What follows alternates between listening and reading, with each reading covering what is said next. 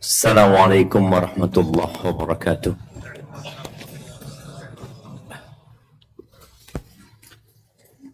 Alhamdulillah alladzi bi ni'matihi tatimmus shalihat. Segala puji bagi Allah Jalla Jalaluh yang karena nikmatnya kebaikan-kebaikan menjadi sempurna. Alhamdulillahi Rabbil Alamin. Segala puji bagi Allah, Tuhan semesta alam. Allah yang menciptakan. Antum lihat nih laron ini jamaah ya. Insya Allah ya. Kalau seluruh penduduk bumi ini, supaya kita tahu dengan kebesaran Allah Azza wa Jalla. Kalau seluruh penduduk bumi ini bersatu padu, menggunakan segala potensi mereka, dan semua emas yang ada di muka bumi ini dikumpulkan, diberikan kepada orang-orang terpintar untuk membuat satu laron, mereka nggak bisa. Supaya kita tahu dengan nilai dunia ini, satu laron ini, bayangin, semua kekayaan dikumpulkan untuk bikin satu laron, nggak bakalan bisa. Wabihi nasta'in ala umurid dunya waddin. Dan hanya kepada Allah kita meminta pertolongan dalam menghadapi urusan-urusan dunia. Antum punya masalah, makanya datang kajian, lari dari masalah. Ya, kita punya masalah. Ada masalah di fisiknya, sakit. Ada masalah di hatinya. Ada masalah di keluarganya.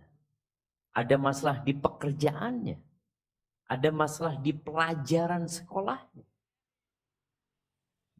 Panggil Allah Azza wa Jalla. Jamaah, kalau Allah berkehendak, yang namanya aturan-aturan yang sudah dibuat akan berubah. Lautan itu seharusnya menenggelamkan. Tapi Allah berkehendak lautan itu jadi kering buat Bani Israel. Maka jadi kering. Dan menenggelamkan Fir'aun. Api itu membakar. Tapi kalau Allah berkehendak, dia nggak akan membakar. Allah Azza wa Jalla mengatakan, ya naru, wahai api, kuni bardan wasalaman ala Ibrahim. Jadilah engkau dingin dan keselamatan buat Nabi Ibrahim. Maka tidak ada kata mustahil buat Allah. Maka kita harus sering berbaik sangka sama Allah. Apapun masalahnya, Allah punya solusi. Tinggal bagaimana kita mendekatkan diri kepada Allah, merengek, merintih, memanggil Allah dengan Asma'ullahil Husna. Semoga Allah menyelesaikan urusan kita. Begitu pula urusan agama kita. Sebagian kita sulit sholat malam. Sulit bangun subuh. Sulit untuk menghafal Al-Quran. Sulit untuk membaca Al-Quran. Minta tolong sama Allah Azza wa Jalla. Semoga Allah memudahkan urusan kita. Yang penting bagi kita ini hamba, jangan pernah berburuk sangka sama Allah Azza wa Jalla. Kalau kita sudah berdoa, kok tak kunjung ada jawaban dari Sang Pencipta, tambahin doanya. Belum lagi, tambahin doanya. Sampai kapan? Sampai mati antum berdoa. Ingat Nabi Zakaria. Berdoa minta anak. Disebutkan di beberapa athar sampai umur 100 tahunnya. Istrinya disebutkan 90 tahunan. Kalau secara akal, secara medis nggak bisa.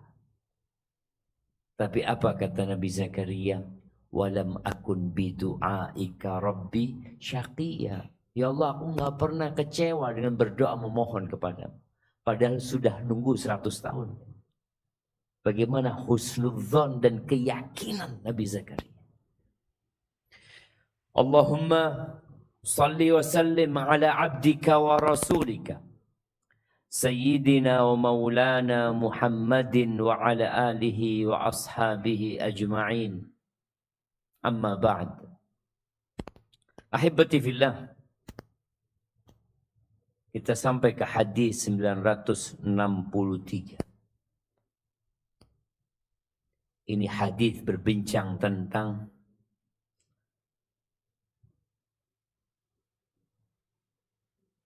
berbangga-bangga dengan nenek moyang. Rasulullah sallallahu alaihi wasallam ketika menyebutkan ada dua hal dari perbuatan orang-orang jahiliyah yang akan tetap ada di umat beliau alaihi salatu wassalam. Apa dua hal itu? Yang pertama adalah al-fakhru bil ahsab wa ta'nu fil ansab. Berbangga-bangga dengan nenek moyangnya. Bapakku yang bangun ini. Bapakku yang bikin jalan ini. Terus dia sebutkan kebaikan-kebaikan bapaknya. Dan at-ta'nu fil ansab. Dan mencela nasab orang yang mungkin dia tidak punya nenek moyang yang mulia.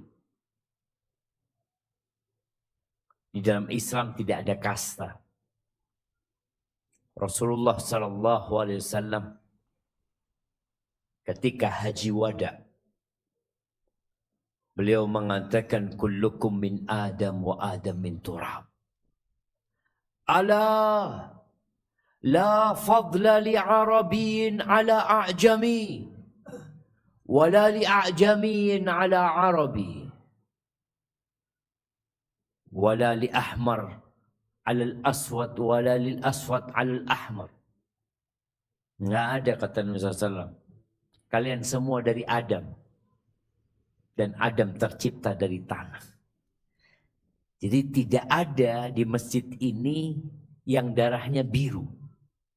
Ada enggak? Ada enggak jemaah?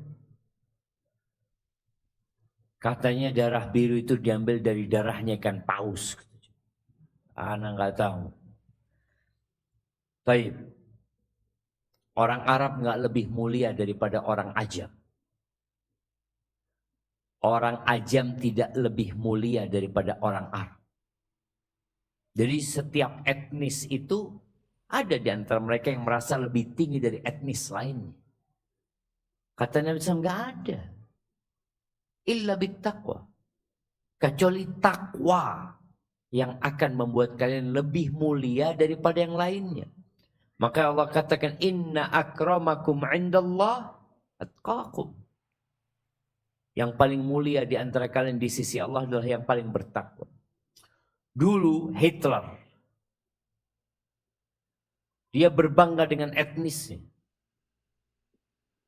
Dia mengatakan Almania fauqal jami'. Jerman itu di atas semuanya. Apa yang terjadi? Perang. Nggak ada gunanya. Baik, sebelum kita mulai berkaitan dengan berbangga-banggaan dengan nasab-nasab orang tuanya yang terdahulu. Apakah semua sudah kenal dengan yang di kanan dan di kirinya, jemaah? Sudah?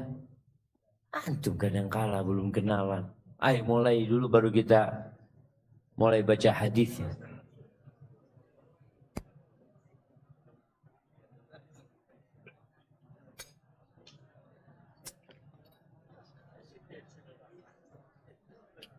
Nah, tanya namanya, asalnya dari mana, apa profesinya.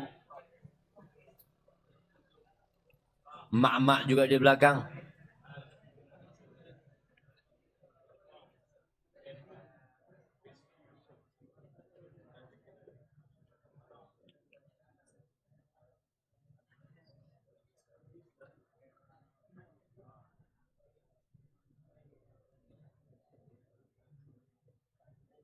Baik, kita akan baca hadisnya. Tafadhal.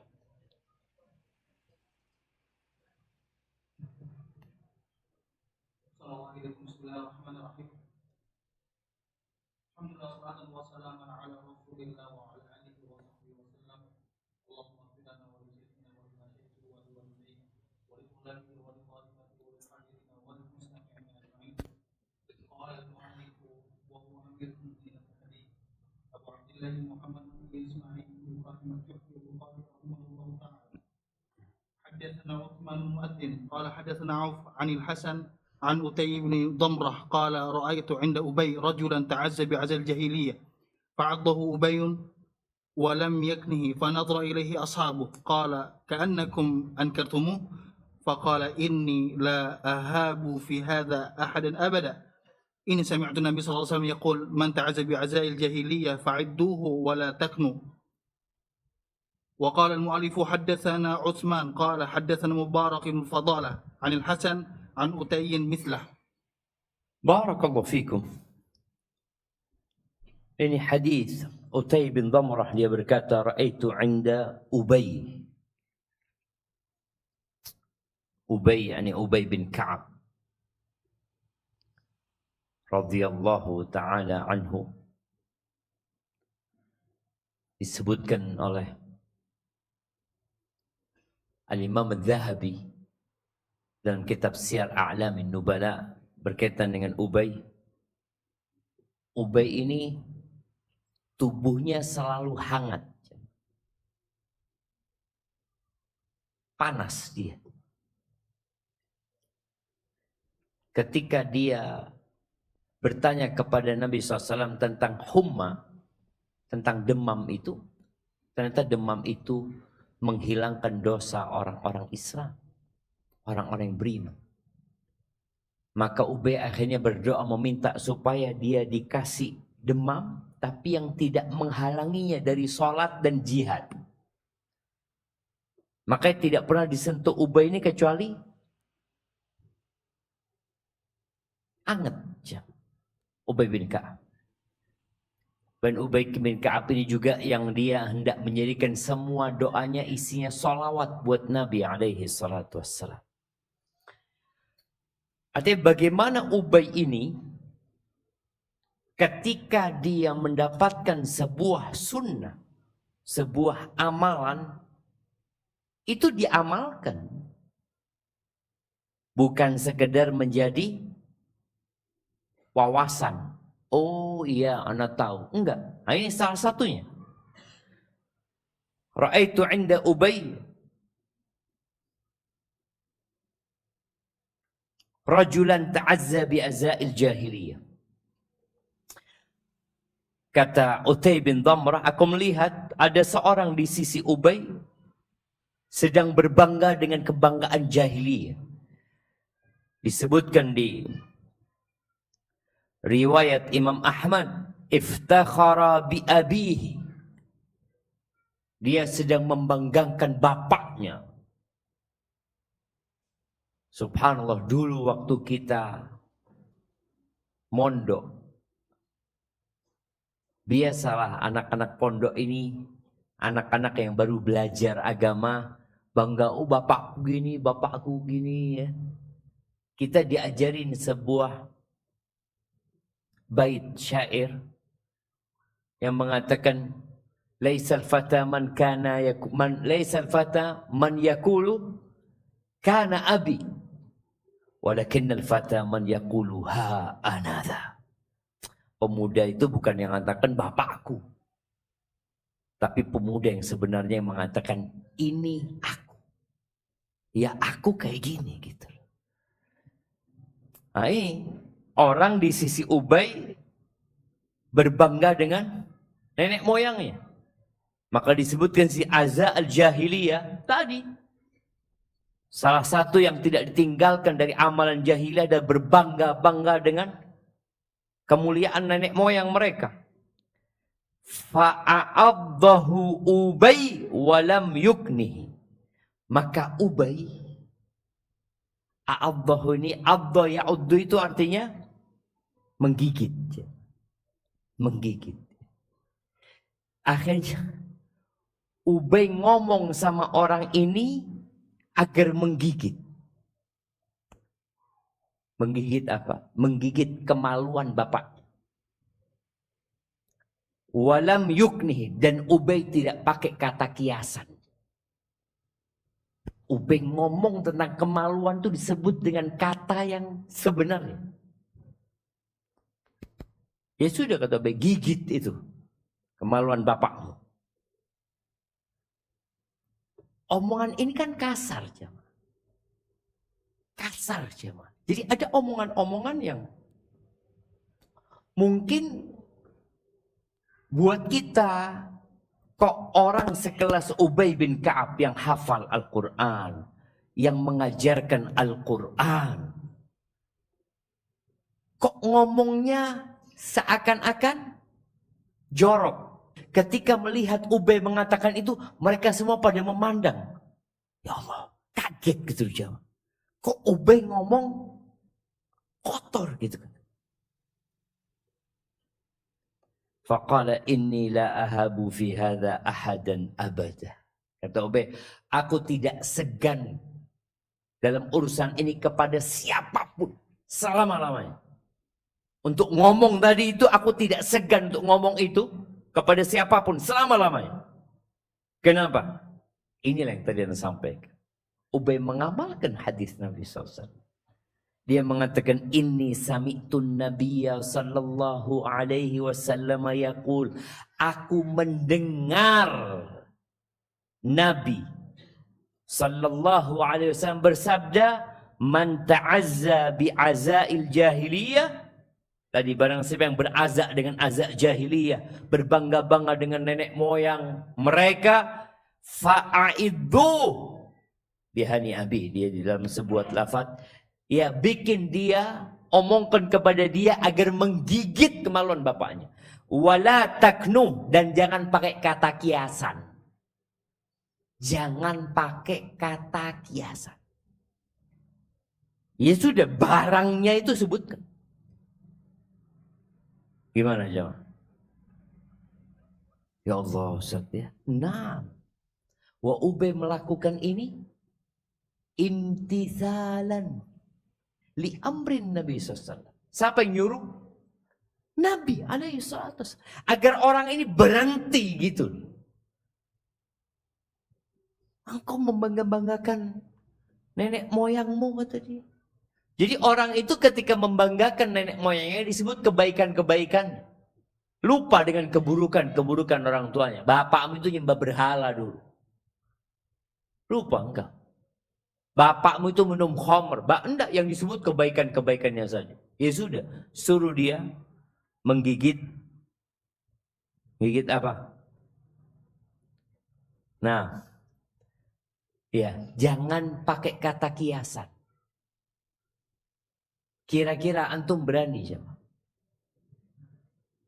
Ngomong itu. Ubay mengatakan, inilah ahabu ahadan abada. Enggak, aku enggak akan segan, enggak akan takut sama siapa. Karena perintah Nabi SAW. Dan orang yang beriman itu, apa sikapnya dengan perintah? Sami'na wa ata'na. Ubay mengatakan, sami'tu an-Nabi SAW. Aku mendengar dan aku taat gitu. Walaupun terkadang ada sunnah-sunnah yang sepertinya mengamalkannya di daerah yang mereka masih kurang akalnya, akan menimbulkan fitnah. Maka terkadang kita juga perlu melihat kondisi. Baik, barakallahu fiik. Lanjutkan. Sallallahu ilaikum. ثم قال المؤلف رحمه الله تعالى باب ما يقول الرجل إذا خدرت رجله. حدثنا أبو نعيم قال حدثنا سفيان عن أبي إسحاق عن عبد الرحمن بن سعد قال خدرت رجل ابن عمر فقال له رجل اذكر أحب الناس إليك فقال يا محمد. Baik, barakallahu fiik. Ini bab berkaitan apa yang dikatakan seseorang ketika kesemutan kakinya. Jadi antum kadangkala kalau duduk lama kayak gini, kesemutan kakinya. Apa penyebabnya?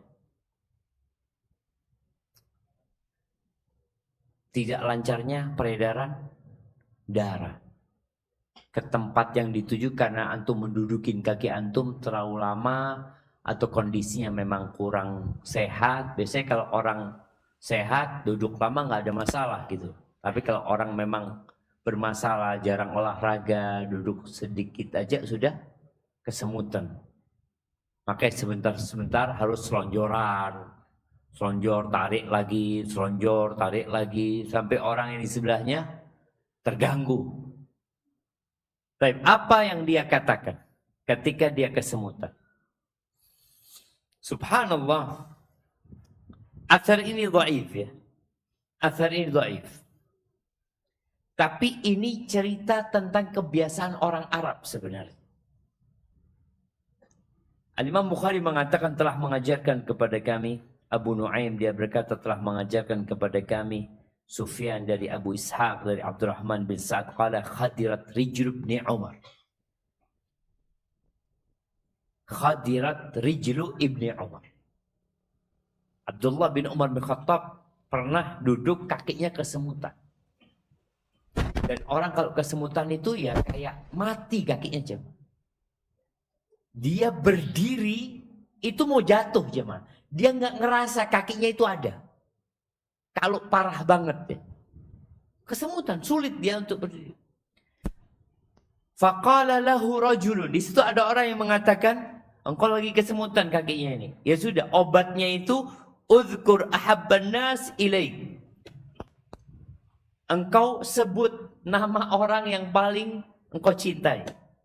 Muhammad. Disebutkan di beberapa riwayat dia Muhammad. Dikatakan Muhammad. Kalau ditanya siapa orang yang paling aku cintai, Muhammad SAW. Para ulama menjelaskan bahwa ini nggak ada kaitannya dengan istighatsah, tawassul dengan orang yang dia cintai, enggak. Ini babnya bab mujarrabah, pengalaman, kebiasaan. Jadi orang yang sedang kesemutan itu, kalau dia mengingat orang yang dia cintai, itu detak jantungnya bertambah keras. Ya. Jadi pompa jantungnya itu, cobalah kalau antum ada teman-teman antum ya lagi ngobrol, kemudian antum seneng sama fulanah yang namanya Fatimah. Umpamanya nih ya, ana tadi ketemu sama Fatimah. Antum gimana jantungnya antum? Dengar namanya Fatimah, hah? Fatimah? Duh, antum langsung pegang dadanya orang ini. Ya, memang seperti itu. Nah, ini orang dulu kebiasaan orang Arab itu memang kalau ada kesemutan sudah sebut nama orang yang engkau cintai. Jadi detak jantungnya akan semakin kencang, heart rate-nya itu akan semakin tinggi, akhirnya darah itu semakin cepat untuk masuk ke kakinya tadi. Yang tertahan gara-gara diduduki, yang kesemutan itu. Jadi ini babnya bukan bab minta tolong sama orang yang dia cintai. Enggak. Dia cuma sebut namanya. Kalau orang Arab dulu ya dia sebut apa yang dia sukai. Orang yang dia sukai mungkin dia cerita tentang perempuan ini itu ya. Abdullah bin Umar mengatakan Muhammad. Walaupun sanad athar ini dhaif. Dan ada lagi athar dari Abdullah bin Abbas juga dhaif. Namun ini adalah pengobatan orang Arab zaman dahulu. Terbukti, iya terbukti. Sekarang mungkin nggak dipraktekannya? Mungkin nggak kalau antum kesemutan, antum sebut namanya fulan. Jangan nyebut namanya istrinya orang. Artinya antum mungkin pernah jatuh cinta sama fulana, ternyata fulan dinikahin sama orang. Sebut orang yang paling kau cintai, fulana. Jangan. Walaupun antum mungkin juga jantung antum akan berdetak lebih kencang lagi ketika namanya fulana disebutkan. Jadi ini berkaitan dengan kesemutan. Kalau ana baca penjelasan medis ya tentang penyebab kesemutan ini, ada yang penyebabnya adalah diabetes ya. Kemudian penyakit autoimun atau saraf kejepit, ada gagal ginjal, ada racun dalam tubuh, cedera sendi, ya. Kekurangan vitamin B, tentunya tergantung sebabnya. Kalau sebabnya itu karena diabetes, mungkin antum nyebut namanya yang antum cintai juga tetap. Karena penyebabnya itu ada. Tapi kalau penyebabnya karena memang faktor didudukin, kemudian dia ya ketutup jalannya darah itu, mungkin dengan memacu detak jantung lebih keras itu, akan segera kesemutan itu hilang. Salah satu yang memacu detak jantung itu adalah menyebut orang yang dicintai. Seperti itu. Dan siapa yang kita cintai semua? Rasulullah sallallahu alaihi wasallam. Walaupun sebagian kita hanya mengaku-ngaku cinta, tapi tidak terbukti cintanya kepada Rasulullah sallallahu alaihi wasallam. Barakallahu fiikum. Jadi bab ini ingat bukan tidak ada hubungannya dengan istighatsah. Karena sebagian orang menjadikan ini dalil bolehnya tawassul sama orang yang sudah meninggal dunia, memanggil nama mereka. Karena disebutkan di sini ya Muhammad atau Muhammad, enggak. Jadi itu bukan memanggil tapi hanya mengingat orang tersebut, bukan meminta tolong kepada orang tersebut, bukan bertawassul dengan orang itu, tapi sekedar menyebut nama yang dapat memacu detak jantung lebih cepat lagi sehingga kesemutan itu hilang. Ini kebiasaan orang-orang Arab zaman dulu. Seperti itu. Jadi kalau kita membaca kitab-kitab yang berkaitan dengan sastra Arab, ya disebutkan di sana. Baik, barakallahu fiik, kita lanjutkan.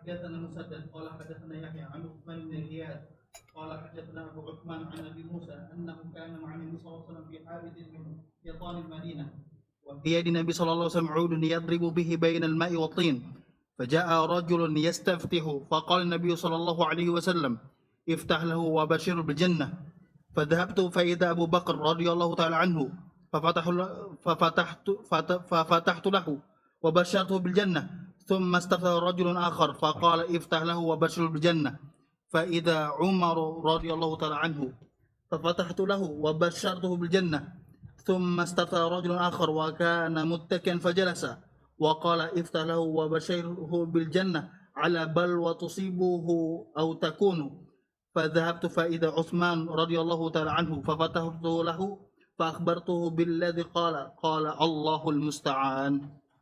طيب. Bab di sini Imam Bukhari menyebutkan bab tanpa nama ya. Tanpa judul. Beliau mengatakan telah mengajarkan kepada kami Musaddad. Dia berkata telah mengajarkan kepada kami Yahya dari Uthman bin Ghiyath. Qala haddatsana Abu Uthman dari Abu Musa al-Ash'ari. Radhiyallahu ta'ala anhu. Annahu kana ma'an Nabi SAW fi ha'itin min hitanil Madinah. Abu Musa bercerita bahwa dia pernah bersama Nabi SAW di salah satu kebun. Ha'it itu penyebutan untuk kebun, bustan. Untuk kebun di kebun-kebun kota Madinah. Di riwayat lain disebutkan bahwasanya Nabi nyuruh Abu Musa untuk jaga pintu masuk ke kebun itu. Dan dia cerita, Abu Musa al-Asy'ari, wa fi yadin Nabi SAW ud. Nabi memegang ranting kayu. Yadribu bihi minal ma'i wattin. Ya, dia menggerakkan air sama tanah, jamaah. Ya, biasanya di kebun itu, kebun kurma ya, ada air yang mengalir, yang mengairi pohon-pohon kurma itu. Beliau sedang menjadikan ud itu untuk alat menggerak-gerakkan tanah sama air itu. Faja'a rajulun yastaftih. Datang seseorang minta izin untuk masuk. Minta dibukakan pintu. Abu Musa disuruh jagain.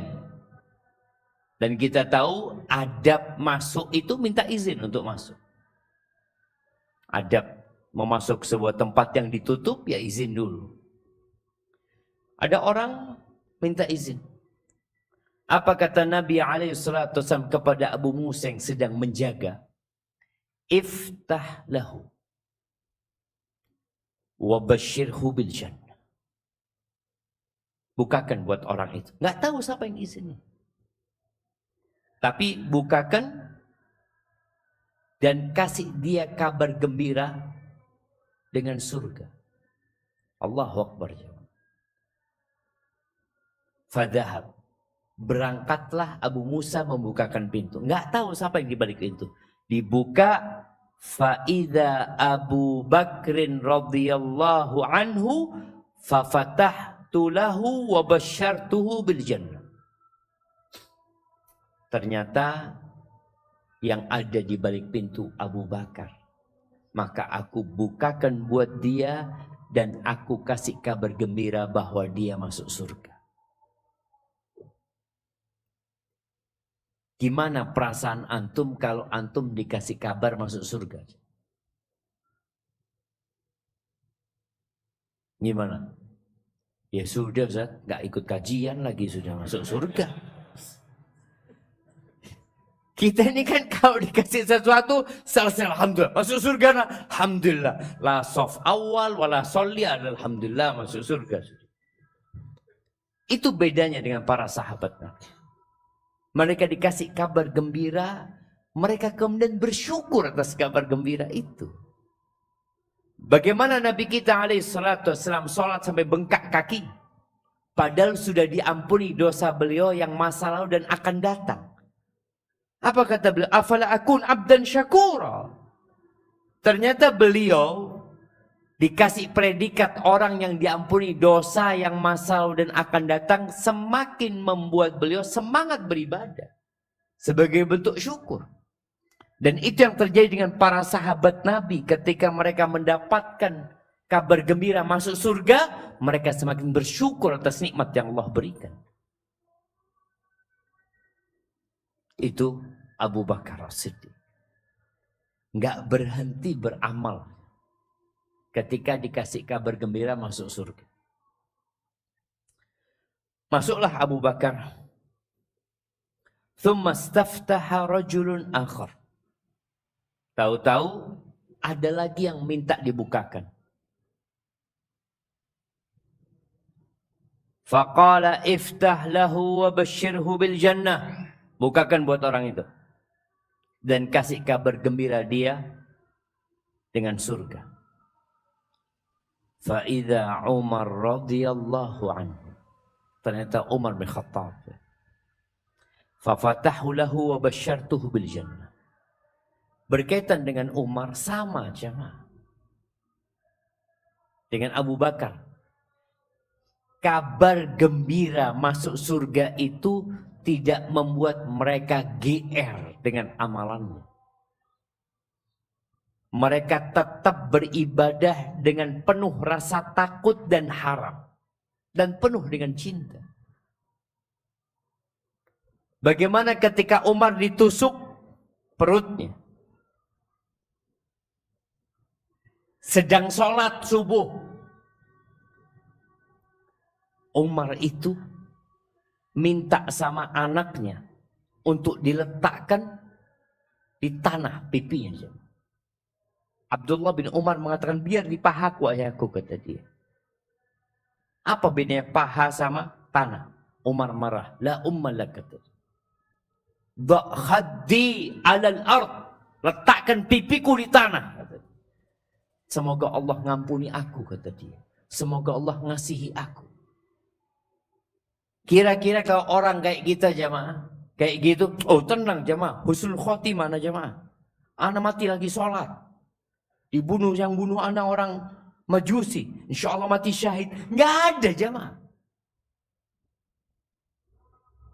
Disinilah bagaimana mereka yang kata Allah, wa yad'unana raghaban wa rahaban wa kanu lana khashi'in. Mereka terus beribadah kepada kami dengan harap-harap cemas. Mereka berharap kepada Allah, tapi mereka takut. Jadi orang itu semakin kenal sama Allah, semakin takut. Apa kata Allah? Innama yakhshallaha min ibadihi al-ulama. Yang takut kepada Allah di antara hamba-hambanya siapa? Para ulama. Makanya Umar tidak merasa tenang walaupun dia mati dibunuh. Tetap dia takut. Apakah bisa kita menumbuhkan gitu?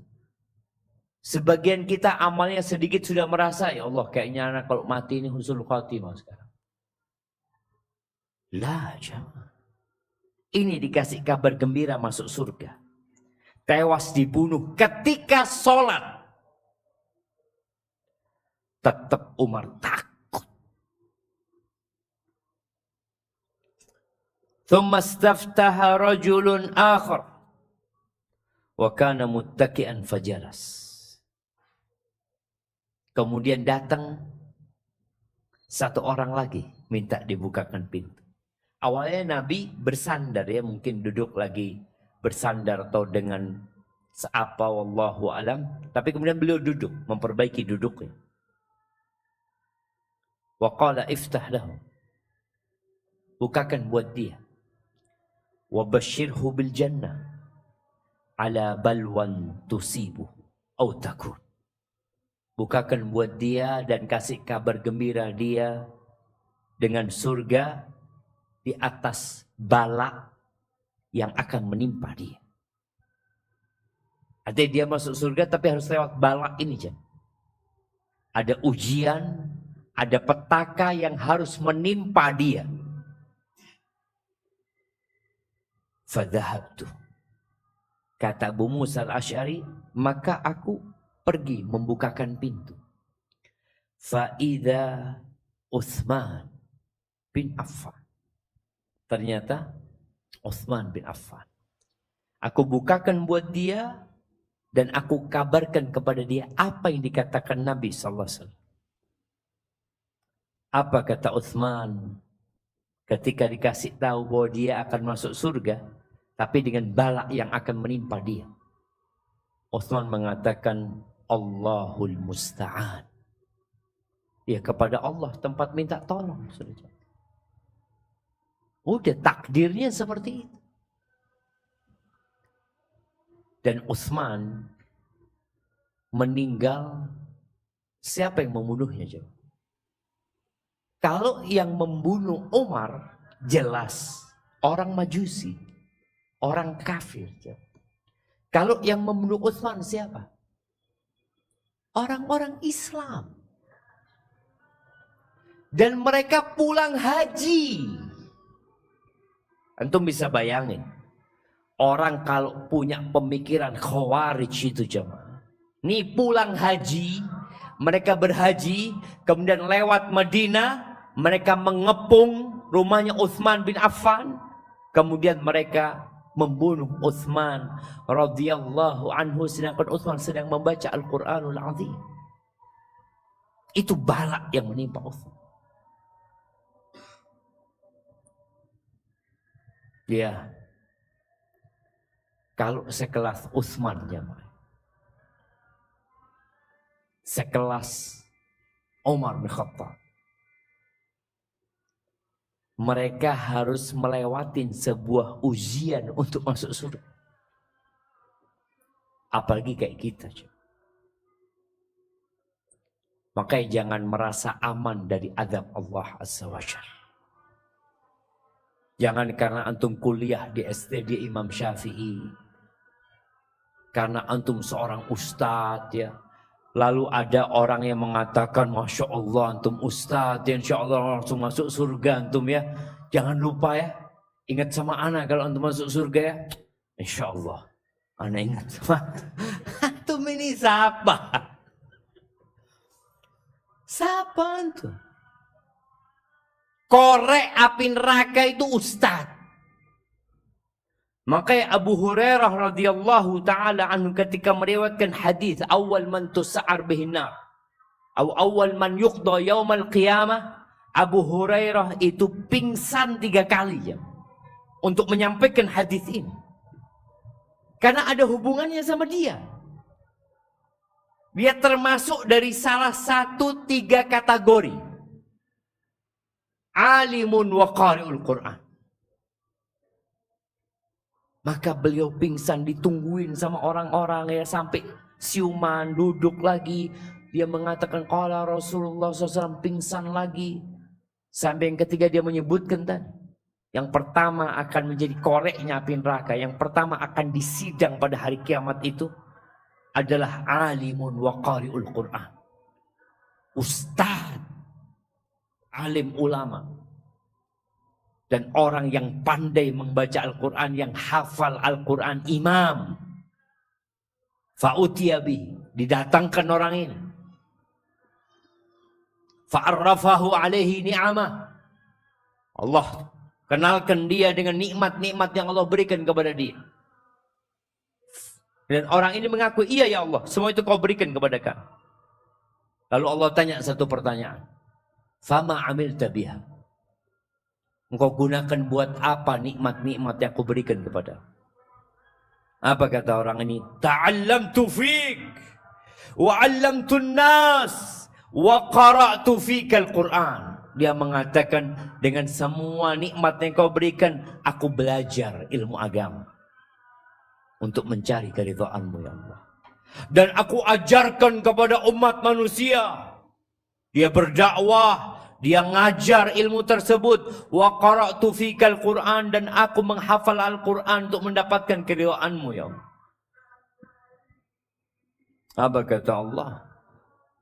Yang tahu dengan segala yang terbetik di hati. Allah mengatakan kepada orang ini, kadzabta, bohong, dusta. Siapa yang gak bisa ngomong lillahi ta'ala? Saya ikhlas, saya lillahi ta'ala, saya mencari keridhaan Allah. Semua orang bisa. Tapi benarkah hati kita mengatakan itu? Innamal a'malu binniyat wa innamal likulli imri'in ma nawa. Orang akan mendapatkan apa yang dia niatkan. Orang ini niatnya ternyata bukan lillahi ta'ala, dia bohong. Allah katakan kadzabta, innama ta'allamta liyuqala alim wa qara'ta liyuqala qari. Engkau belajar hanya untuk mendapatkan gelar alim, ustadz, kiai, apa lagi? Dai, tuan guru. Ada gelar-gelar yang disebutkan, buya. Engkau untuk mendapatkan itu. Waqad qil. Dan orang sudah menyebut-nyebut engkau. Di dunia engkau sudah disebut orang alim. Wa qara'ta liyuqala qari. Dan engkau menghafal Al-Quran untuk mendapatkan gelar Al-Hafidh, Al-Qari. Dulu sebutannya Al-Qari. Sekarang Al-Hafidh fulan. Siapa namanya? Syafiq bin Riza Hasan Al-Hafidh. Oh, Masya Allah. Bapak siapa namanya? Loh, gak kenal sama anda. Doktor Syafiq Riza Basalama, LCMA. Ada orang-orang kalau kenalan jemaah, dia sebutkan semua Gelarnya dia. Dia heran kalau ada orang yang nggak kenal sama dia. Mamanya ada ketemu di airport, dia kenalkan diri. Saya Bambang namanya. Antum siapa? Nggak kenal sama antum. Ini loh di YouTube saya ada.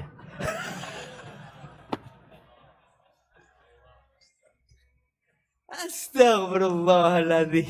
Astagfirullahaladzim. Wallahi sahih jemaah. Ada orang yang kau kenal tuh dia sebutkan gelarnya dia.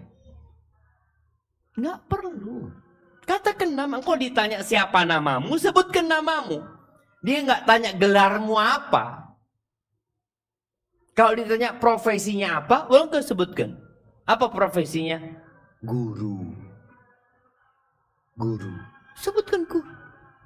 Oh, ngajar di mana? Di STD Imam Syafi'i. Oh, Masya Allah. Ya sudah. Mungkin antum heran, kenapa orangnya kok belum kenal sama anak ya? Lah jemaah, hati-hati jemaah.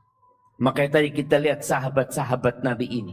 Yang dijamin masuk surga, ternyata mereka semakin semangat beribadah. Dengan harapan Allah mengampuni dosa-dosa mereka. Antum masih ingat Abu Bakar dikasih kabar gembira masuk surga. Tahu-tahu dia datang minta doa sama Nabi SAW. Ya Rasulullah, alimni du'aan aqra'uhu fi salati.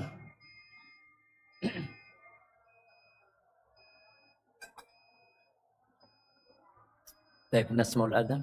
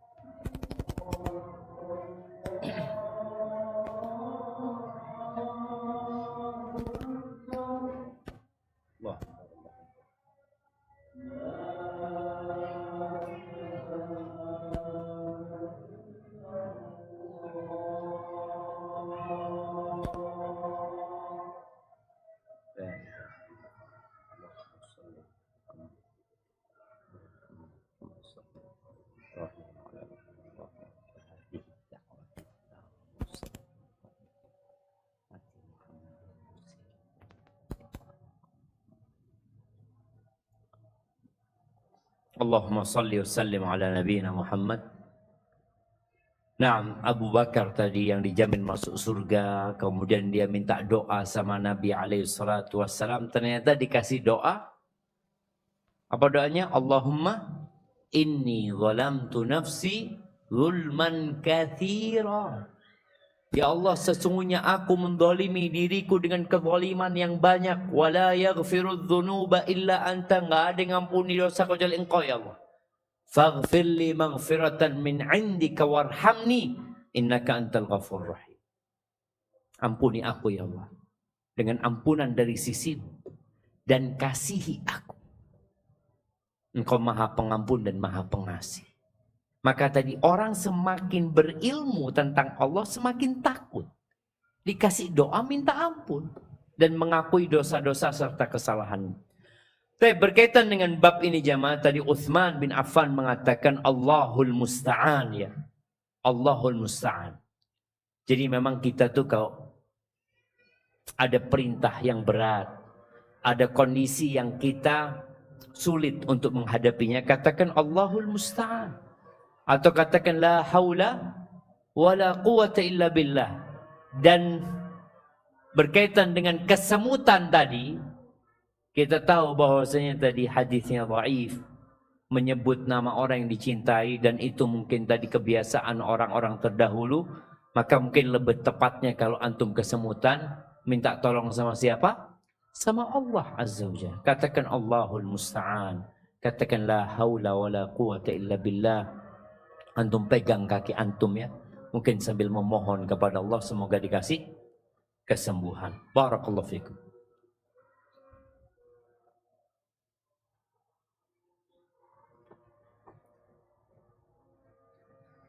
Ini ada yang pekan lalu? Enggak. Bismillah. Innamal a'malu binniyat. Sama ketika ada lowongan untuk menjadi ustadz, untuk ngajar. Ketika antum melihat diri antum mampu dan antum bisa memberikan manfaat di tempat itu, dan niat antum berharap keridhaan Allah Subhanahu wa taala, tafadhal. Enggak ada masalah. Karena sebagian orang itu niatnya bukan lillahi ta'ala. Akhirnya dia hanya ingin mendapatkan pujian, suaranya paling enak, ini dan itu. Enggak, dia ingin memberikan manfaat kepada orang lain. Apalagi kita diperintahkan untuk memperindah suara kita ketika membaca Al-Quran. Dan boleh jadi kalau kita jadi imam, orang-orang akan lebih khusyuk dengan bacaan kita. Karena kita tahu di beberapa masjid itu, yang mahasiswa suka sholat di sana, kadang-kadang mereka suka bukan karena khusyuk. Jangan. Masya Allah imamnya ini Ustaz ya, jangan diganti. Kenapa? Cepet Ustaz, enak sholatnya. Walaupun gak jelas yang dibaca, antum seneng aja gitu. Iya, kembali kepada niat ya.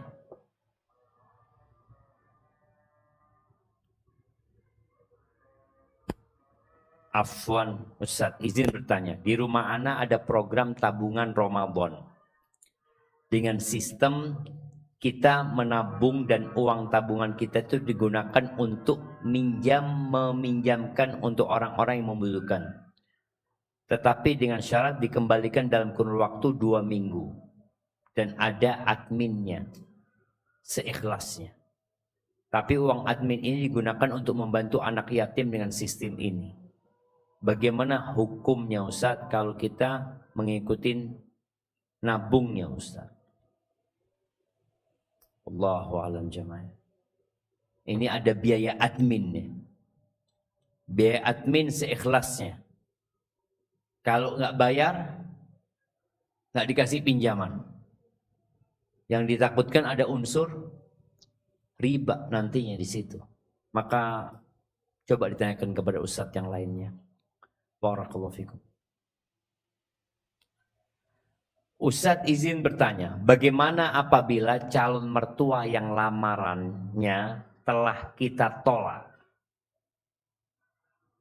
Bentar. Bagaimana apabila calon mertua yang lamarannya telah kita tolak? Namun beliau memberikan kita uang yang tadinya 1/4 dari uang mahar untuk diberikan perhiasan. Namun karena tidak jadi, beliau memberikan uang tersebut untuk ana agar dibelikan perhiasan sebagai kenang-kenangan. Apakah boleh uang tersebut digunakan selain permintaan calon mertua? Syukran Ustaz. Ya, sesuai dengan yang ngasih uang itu. Kalau uang itu tadi harapannya dibelikan perhiasan, belikan perhiasan buat kenang-kenangan. Setelah itu mau dijual, fadhol. Ya, karena kalau ketika sudah diberikan jadi haknya jemaah. Sudah jadi hak. Tapi ketika dia memberikan memang untuk dijadikan perhiasan, belikan perhiasan. Mungkin perhiasan itu lebih bermanfaat buat antum nantinya. Masya Allah, ada mertua, calon mertua yang baik, ditolak masih ngasih fulus ya. Masya Allah.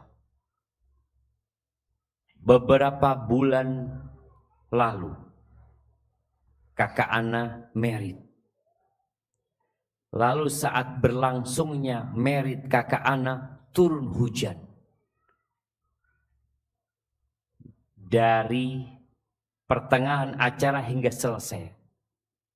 Pertanyaan Ana, apakah saya boleh menganggap hujan itu sebagai tanda rahmat, tanda Allah merahmati pernikahan kakak saya?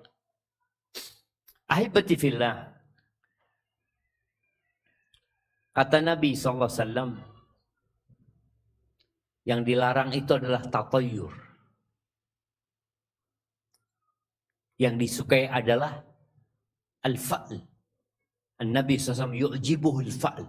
Ya, kita optimis, kita berbaik sangka, turun hujan lah insya Allah. Jadi baiknya semuanya seperti itu. Karena ada orang yang beranggapan hujan ini, oh Allah nggak ridho gitu ya. Kadangkala ada orang yang berharap turun hujan ketika ada acara-acara kemaksiatan. Iya. Kita memohon kepada Allah supaya acara itu tidak berlangsung gitu. Kita berdoa semoga turun hujan.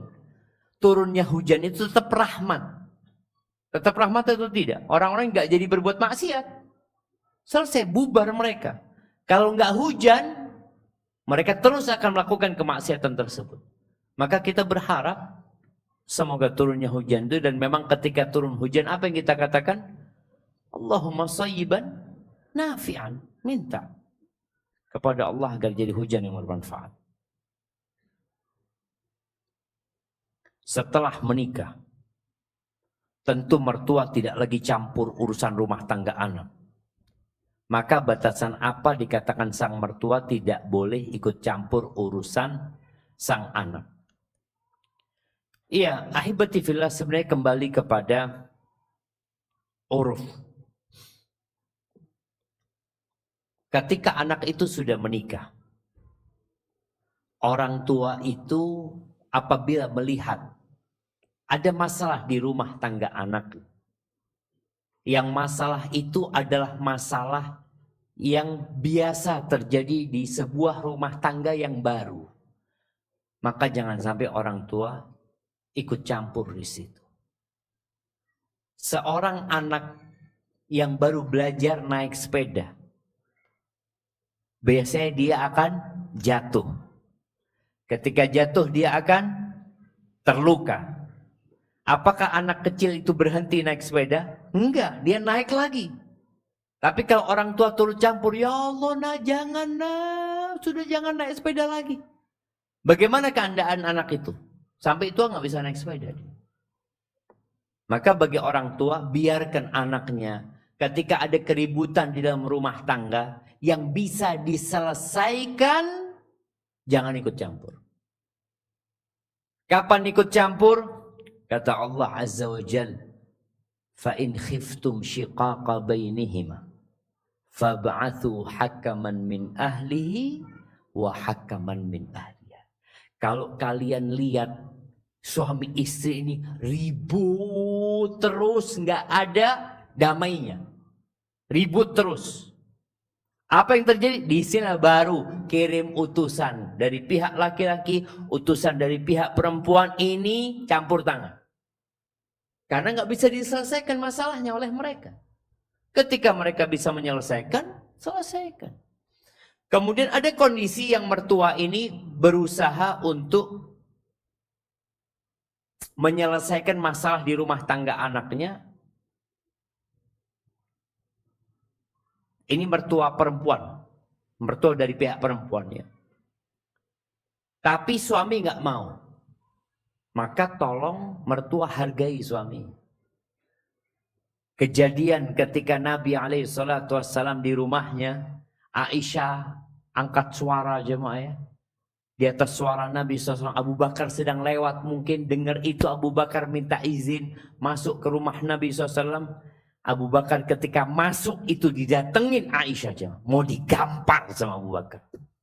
Atarfa'ina sautaki ala Rasulillah ya binta Ummi Ruman. Berani-beraninya engkau mengangkat suaramu di atas suara Rasulullah SAW. Wahai putrinya Ummu Ruman. Tidak dikatakan putrinya Abu Bakar. Putrinya Ummu Ruman. Kira-kira kalau antum punya mertua masuk rumah mau mendidik istri antum.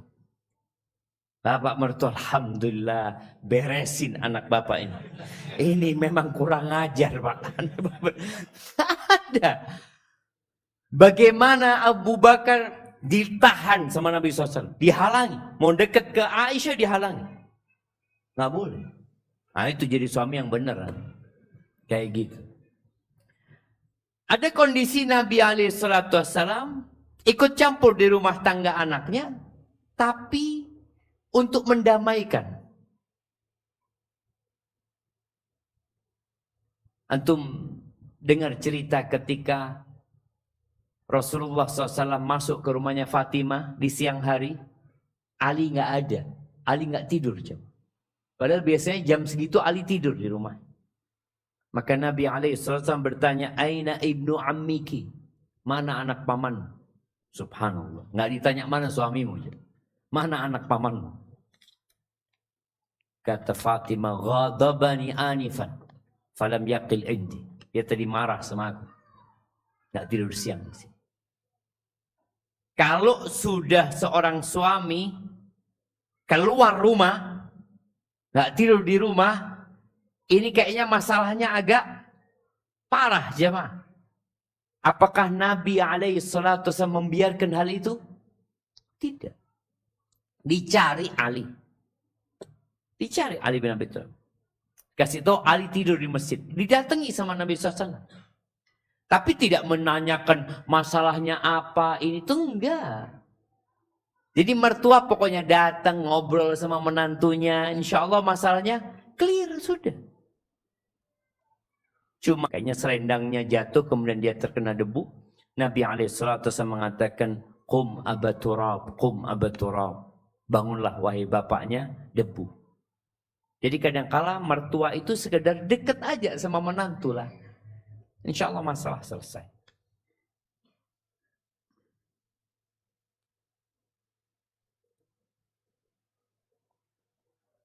Tolong terangkan bagaimana cara efisien agar bila bisa hafal satu halaman dari Al-Quran dan menghafal Al-Quran. Yang pertama kita tahu orang itu punya kekuatan hafalan beda-beda. Tapi hafalan itu seperti pisau yang bisa diasah. Boleh jadi antum menghafal hari ini cuma 2 baris. Besok 2 baris. Terus antum hafalin. Nanti setelah berapa hari tambah lagi. Tambah lagi. Anda ingat ada seorang yang sulit menghafal. Akhirnya dia membaca yang mau dia hafal 40 kali baru dia hafal. Setelah berbulan-bulan dia lakukan itu, semalam dia bisa menghafal 200 bait. Waktu itu dia sebutkan baitnya syair ya. Dia bisa menghafal 200 bait dalam waktu semalam. Yang sebelumnya satu aja butuh 40 kali membaca. Maka yang diperlukan tadi adalah yang jelas berdoa. Kemudian antum pelan-pelan, jangan terburu-buru. Ana mau 1 halaman, nggak bisa. Antum pelan-pelan, naik nanti, naik lagi. Kemudian waktunya. Waktu menghafal itu ya mungkin sekarang habis subuh. Termasuk waktu yang nyaman. Dan usahakan ketika menghafal di tempat yang tidak ramai. Yang sepi, dan sebelum antum menghafal pastikan bacaan antum sudah benar. Barakallahu fikum. Afwan Ustaz, apabila kita mendoakan seseorang yang kita cintai, namun ternyata dia bukan jodoh kita, Ustaz, apakah Allah akan merubah takdir kita dengan doa tersebut, Ustaz? Jazakallah khairan. Ya, kita tahu orang yang mendoakan orang lain, mendoakan kebaikan buat orang lain, sedangkan orang itu tidak tahu, Allah akan kirim malaikat yang mengaminkan doa kita, lalu mengatakan walaka bimithil, engkau akan dapat seperti itu. Jadi kalau antum mendoakan orang yang antum cintai dahulunya, mudah-mudahan dia dijaga sama Allah ya. Mudah-mudahan dia diberi taufik sama Allah. Tahu-tahu ternyata dia nikah sama orang lain. Tetap antum akan dapat balasan doa yang antum baca. Tapi ketika itu sudah terjadi, doakan dia semoga pernikahannya sakinah, mawaddah dan rahmah. Jangan pernah antum berpikir kutunggu jandamu. Nah, karena dia kan nggak bisa.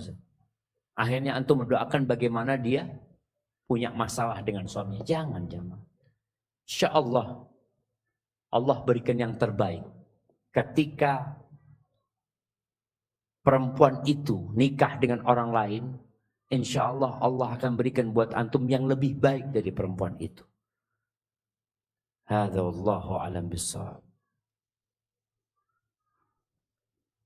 Assalamualaikum Ustaz. Titipan pertanyaan dari Makassar. Jauh banget jangan. Saya dulu pernah bertanya tentang karyawan untuk berkomitmen ketika hendak melamar calon saya. Saya dulu pernah bertanya tentang keraguan untuk berkomitmen ketika hendak melamar calon saya setelah lulus nanti. Karena belum adanya finansial, karena masih berkuliah. Mungkin Ustadz ingat. Yang mana ya? Saya ingin mengabari bahwa saya sudah mematangkan niat dan mulai membenahi diri agar pantas di mata dia. Mulai dari mendalami ilmu agama, memperkuat fisik, belajar finansial rumah tangga dan lain-lain. Alhamdulillah, wa jazakumullah khair Ustaz atas jawabannya dulu Ustaz. Saya ingin bertanya, haruskah saya menunggu untuk melamar sampai benar-benar mencapai kemapanan beberapa waktu setelah lulus atau saat dari pasca wisuda dengan membawa komitmen? Nah, artinya kan tadi melamar tidak harus menikah pada waktu itu, jemaah. Jadi kalau bicara melamar itu nggak harus setelah melamar antum menikah. Boleh jadi antum melamar sekarang, kalau calon mertua mengatakan nanti engkau setelah lulus datang ke sini lagi. Ya sudah. Tapi antum sudah setor muka dulu paling tidak. Kalau memang antum merasa dia wanita yang solehah, yang pantas untuk menjadi ibu buat anak-anak antum. Jadi nggak perlu harus nunggu benar-benar mapan, karena ada di antara kita yang baru mapan setelah menikah. Kebanyakan kayak gitu, anak ketika menikah nggak punya apa-apa, handphone nggak punya, motor nggak punya. Punyanya apa?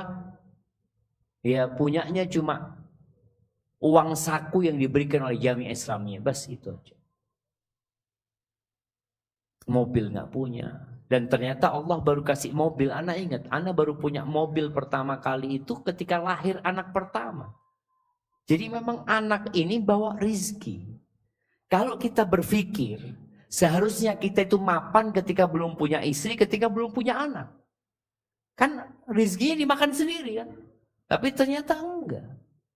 Anak-anak itu bawa rizki yang kita sebagai perantaranya. Istri kita juga punya rizki. Gak makan rizki kita. Maka gak perlu nunggu mapan. Yang penting antum mampu untuk kasih nafkah, selesai. Dan mampu untuk bayar maharnya tentunya. Barakallahu fikum. Ustaz, ini pertanyaan terakhir. Bagaimana agar kita tetap fokus dan istiqamah dalam belajar dan murojaah. Menghafal dan menghafal. Di tengah banyaknya masalah keluarga yang kita hadapi, sehingga terkadang membuat kita stres dan futur serta malas dalam belajar. Mohon nasihatnya Ustaz. Syukran.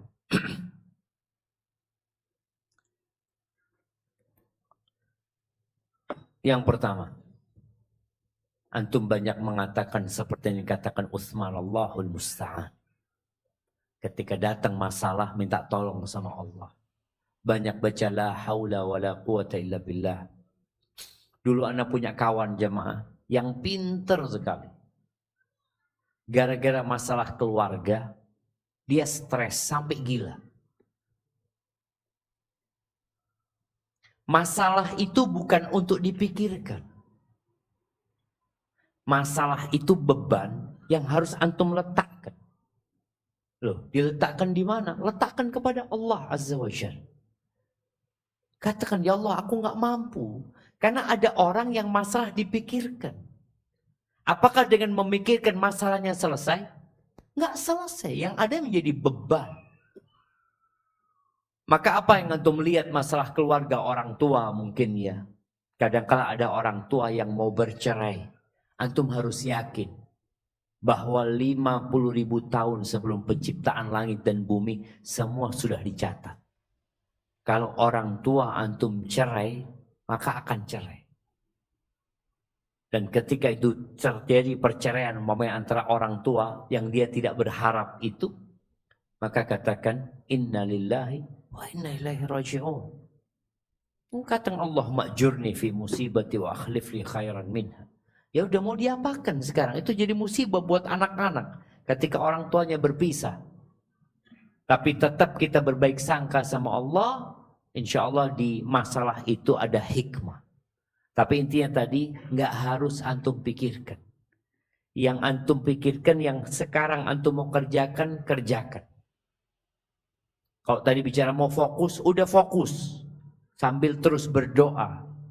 Semoga masalah itu diselesaikan. Siapa yang menyelesaikan? Biar Allah yang menyelesaikan. Wa man yattaqillaha yaj'al lahu makhrajan. Barang siapa bertakwa kepada Allah, Allah akan berikan jalan keluar. Wa yarzuqhu min haitsu la yahtasib, dan Allah akan kasih rezeki dari arah yang tidak disangka-sangka. Kalau mikir sudah mikir, oh gimana nanti ya kalau terjadi perceraian ya, gimana sekolahnya anak nantinya, gimana kalau ayah tidak ngasih nafkah, gimana itu mikir.